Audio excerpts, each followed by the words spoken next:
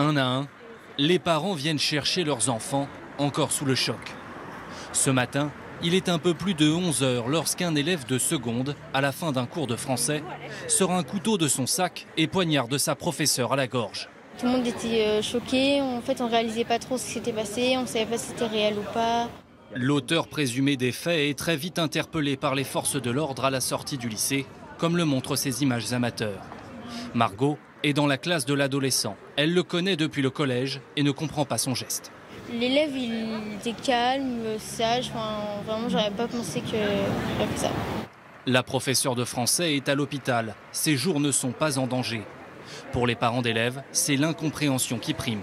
C'est un acte que je ne peux pas expliquer et qui me questionne beaucoup. Non mais ça choque là de se dire que quelqu'un peut venir avec un couteau et poignarder sa prof. Les professeurs dénoncent des relations de travail dégradées, toujours plus conflictuelles.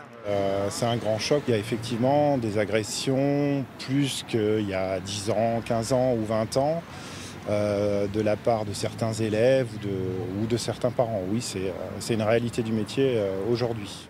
Une cellule psychologique a rapidement été mise en place pour les élèves ainsi que pour les membres de l'établissement.